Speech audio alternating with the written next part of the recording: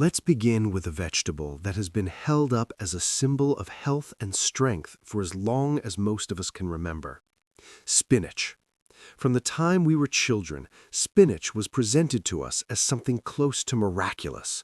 Rich in iron, loaded with magnesium, packed with antioxidants, it became a staple in smoothies and salads and healthy dinner plates across the world. And for most of your life, that reputation was well-deserved. Spinach is genuinely remarkable. But here is what changes after 60, and it's something most doctors won't bring up unless you specifically ask. Spinach contains high levels of naturally occurring compounds called oxalates.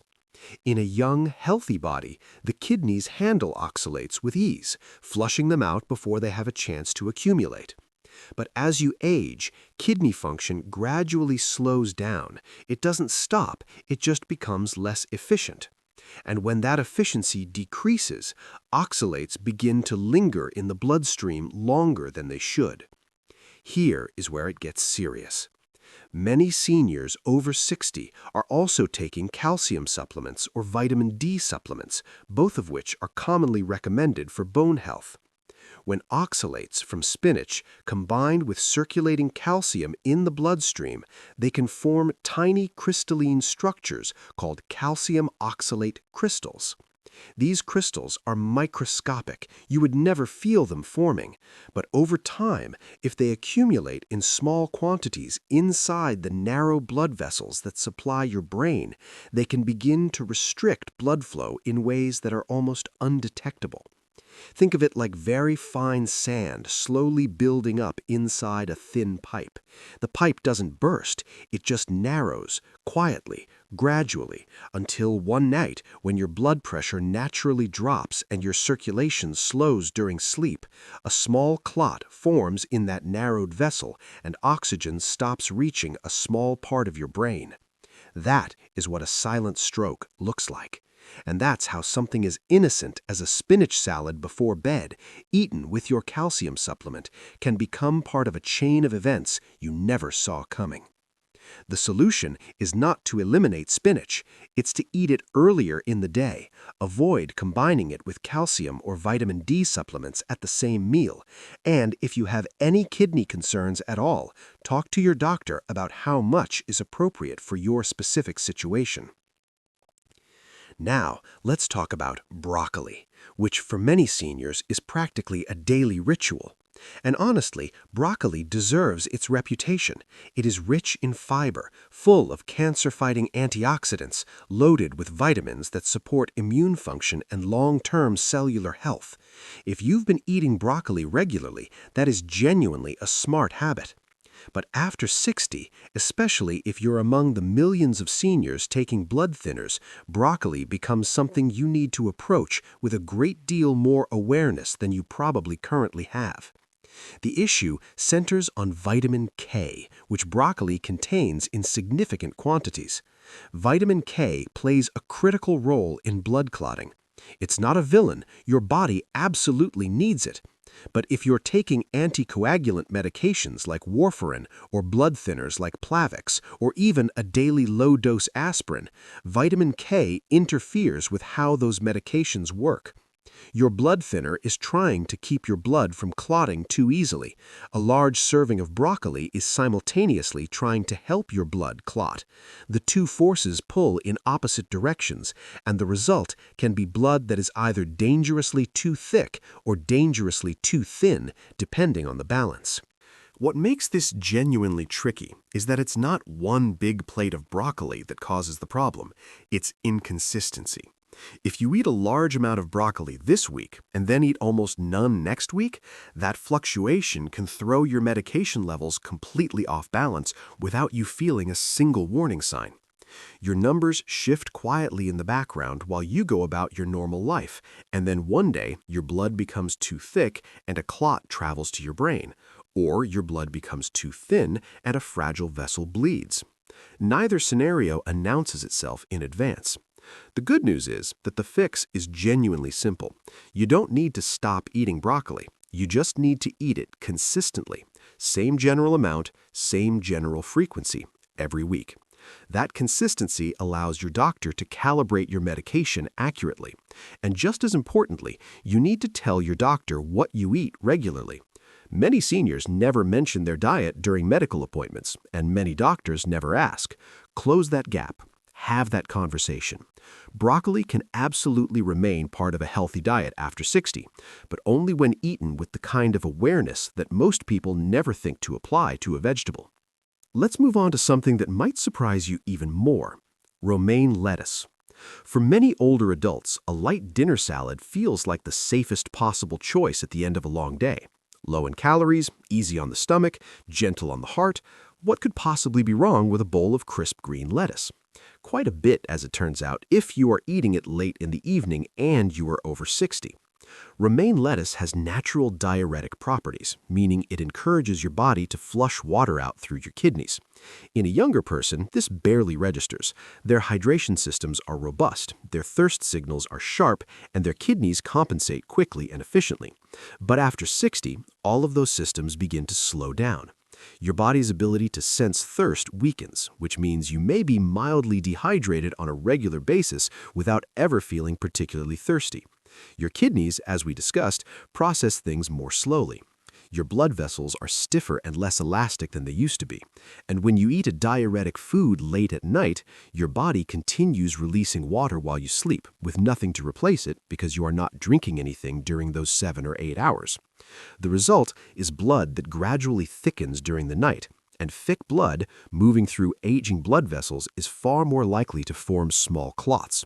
Combine that with any blood pressure medication you might already be taking that also has mild diuretic effects, and you have a situation where your circulation is significantly compromised during the hours when your body is most vulnerable. You wake up feeling slightly off, a little dizzy perhaps, a little foggy. You chalk it up to a bad night's sleep and you move on, but some mornings what you're waking up from is something more serious than that. The simple adjustment here is timing. Eat your salads and leafy greens earlier in the day, at lunch or early afternoon, when you are still active and still drinking water. If you do have vegetables at dinner, drink a glass of water alongside them.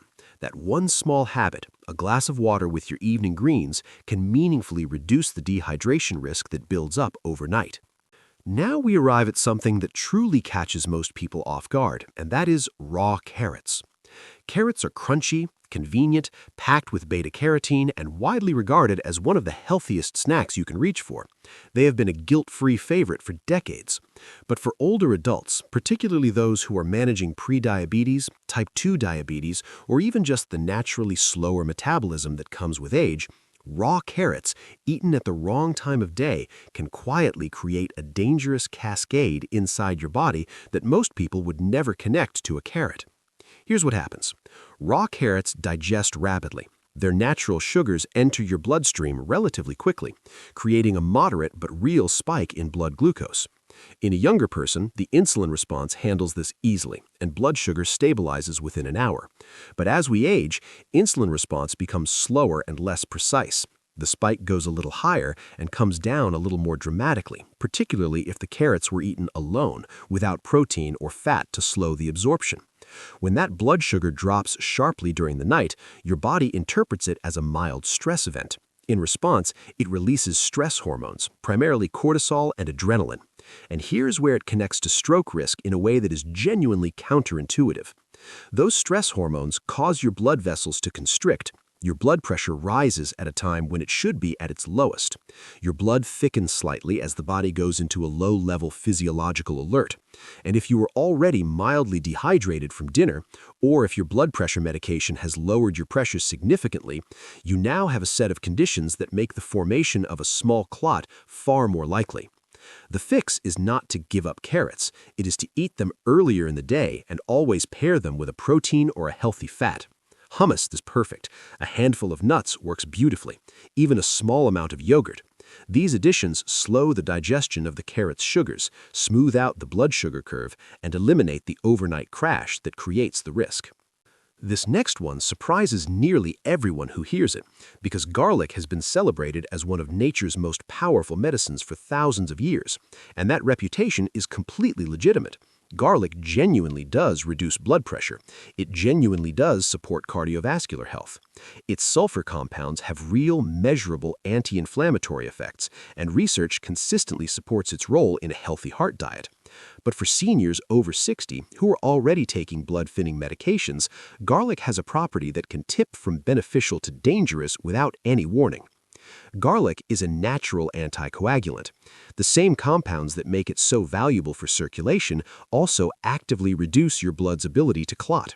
When garlic is used in normal cooking amounts, this effect is mild and generally safe for most people.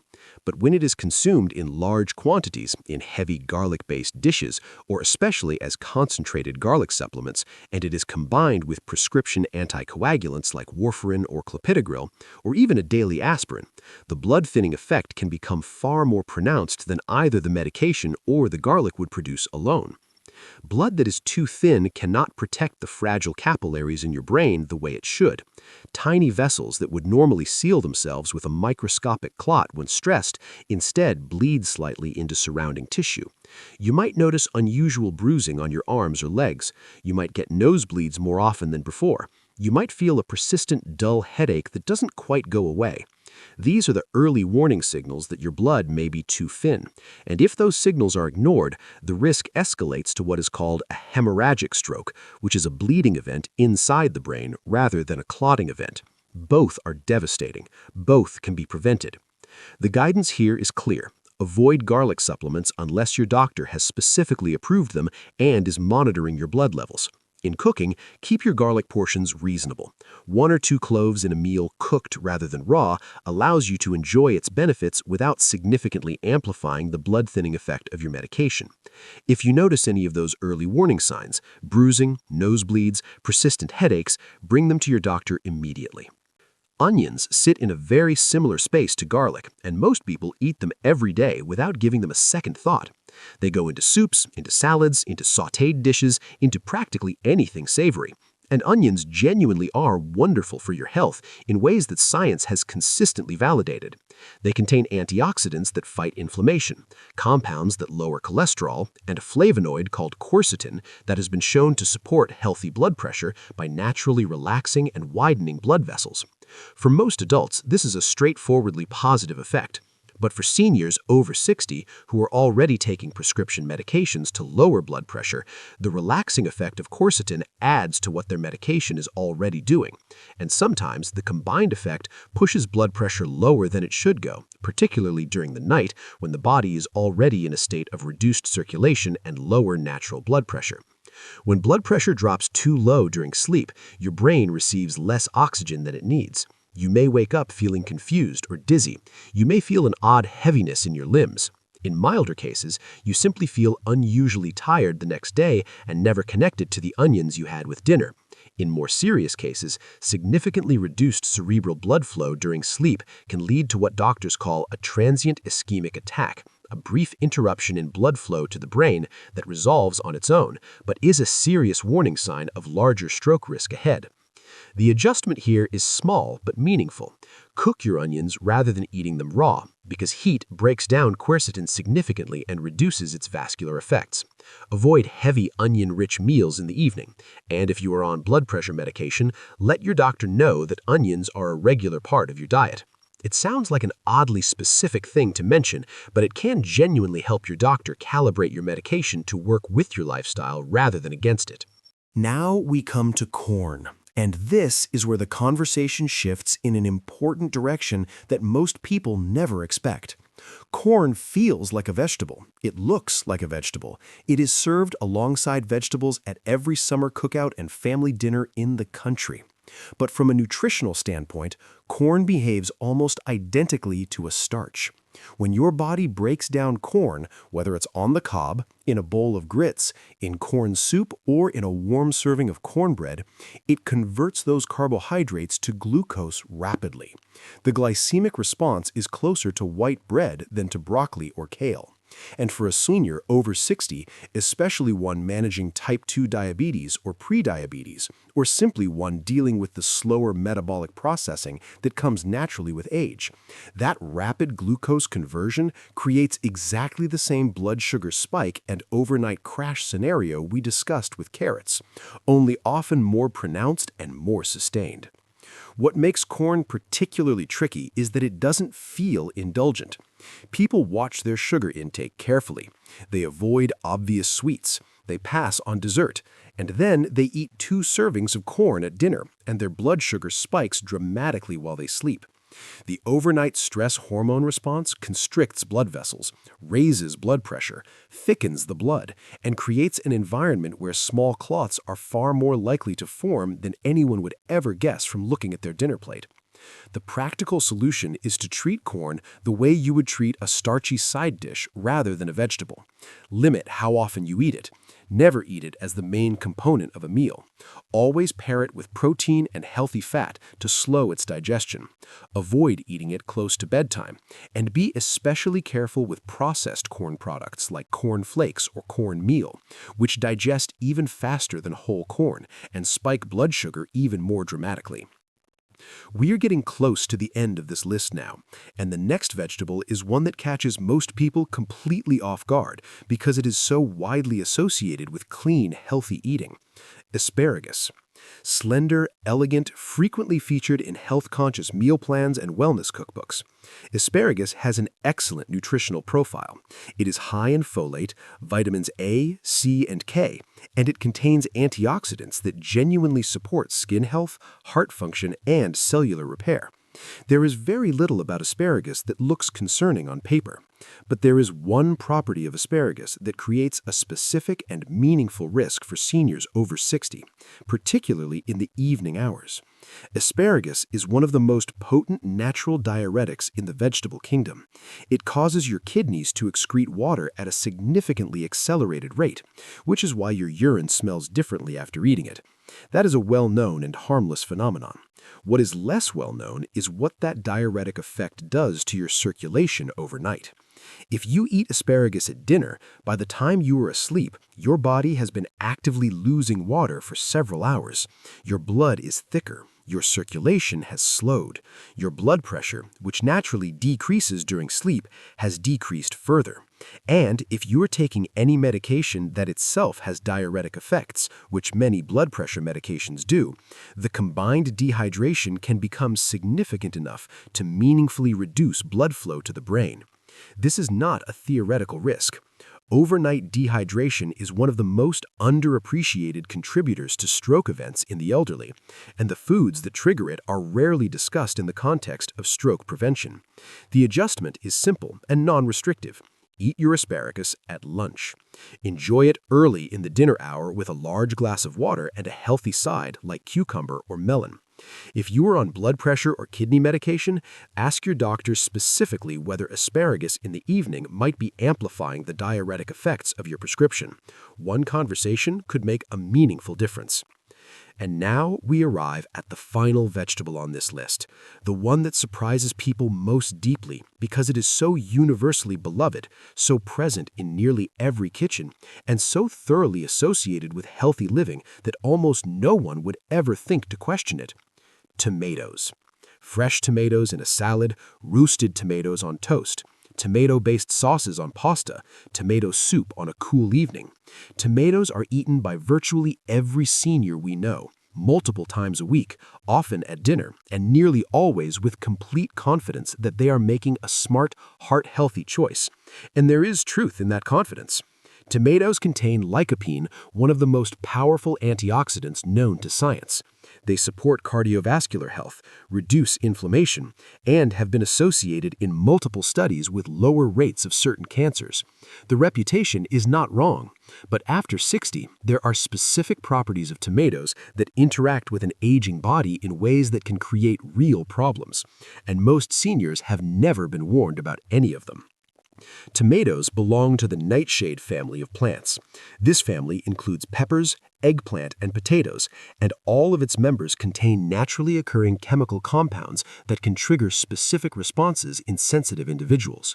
In tomatoes, the relevant compounds include histamines, tyramines, and a substance called solanine. In younger bodies, these compounds are processed without incident. But aging bodies, especially those dealing with increased vascular inflammation or fragile blood vessel walls, can respond to these compounds with unpredictable changes in blood vessel tone. Some vessels may constrict, others may dilate.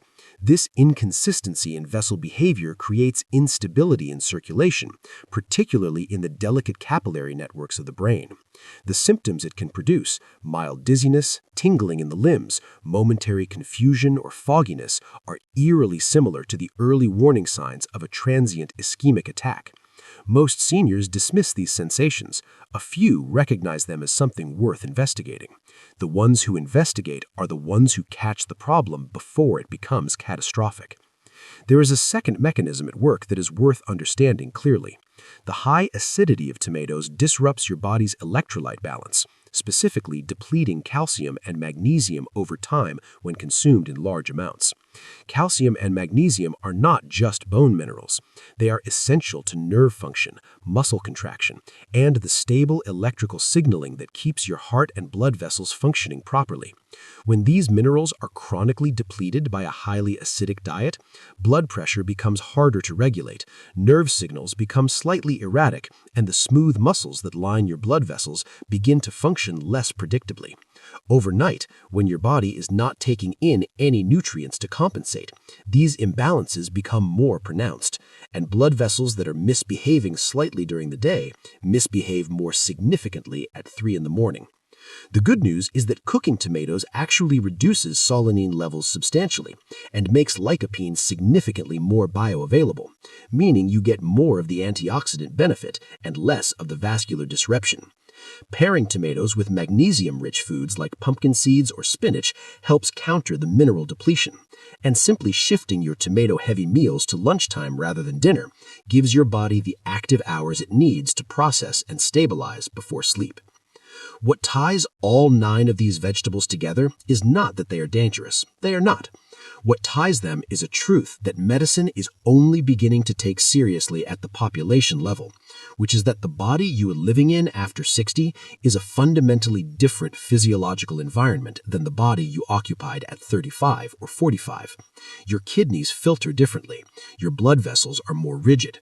Your body's ability to regulate temperature, hydration, blood pressure, and blood sugar during sleep has changed in ways that take decades to develop, and that most people never notice because the changes are so gradual. And into that changed physiological environment, we are still pouring the same foods in the same quantities at the same times of day based on advice that was largely developed for younger populations. That mismatch is where the danger lives. Not in the spinach itself, not in the tomato itself, but in the combination of the food, the aging body, the medications that body depends on, and the timing that most people never think twice about. The single most important thing you can take from everything you've heard today is this: your plate is not static.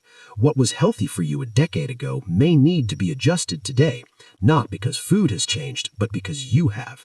And that is not a loss. That is wisdom. Understanding your body well enough to modify how you eat is one of the most sophisticated and powerful things a person can do for their long-term health. Eating spinach for breakfast instead of dinner, keeping your broccoli intake consistent from week to week, pairing your carrots with hummus in the afternoon instead of eating them alone at night, choosing cooked garlic over raw garlic or garlic supplements, drinking a glass of water with your evening greens, moving your asparagus and tomato-heavy meals to lunchtime rather than dinner. These are not deprivations. They are tiny, intelligent calibrations that collectively add up to a dramatically lower risk profile, all without removing a single vegetable from your life. There is one more thing to be said, and it is perhaps the most important of all. The conversations you have with your doctor about your diet are just as important as the conversations you have about your symptoms. Most seniors describe their symptoms in detail during medical appointments, but never mention what they eat. And most doctors, working within the time constraints of a modern clinical visit, never ask. That gap in communication is where a great deal of preventable harm lives. If you're taking blood thinners, tell your doctor how much broccoli, garlic, and spinach you eat regularly. If you are on blood pressure medication, mention that you eat onions and asparagus frequently.